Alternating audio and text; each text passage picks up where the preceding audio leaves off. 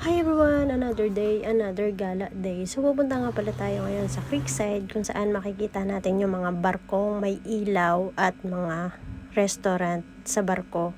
So yun yung parang floating restaurant na sinasabi nila. Tapos dito banda to sa may Creekside or Banyas side, basta ganon, hindi ko alam ang exact location.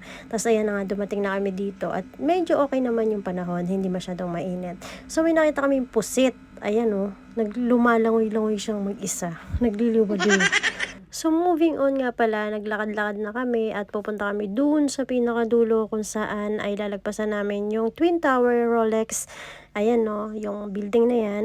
Then napansin namin na may mga nakadaong na barko at naghihintay ng mga customers, pero hindi kami nagpunta dyan banda.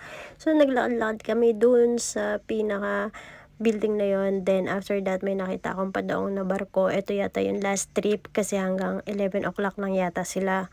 So ayan, sobrang ganda ng ilaw na yan at may nagsasayawan pa dyan at may birthday party pa nga ata kasi nakalagay dyan happy birthday chuchu, ganun.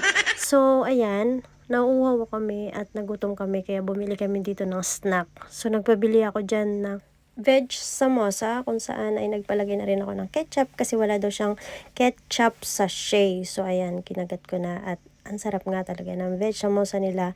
Kahit hindi ko alam kung paano nila ginawa yan, pero masarap talaga siya at maanghang siya. So naglakad ulit kami dito sa bandang to at nakita namin tong restaurant na to na may seafood live cooking.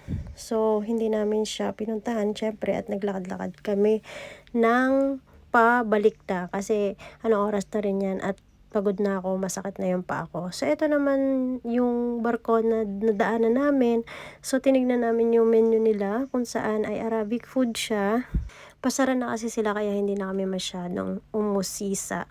So ayan, nakita namin dito si kuya na namimingwit at may nakuha siyang pusit na maliit. So naisip ko baka yun yung pusit kanina. So yun lang po, bye!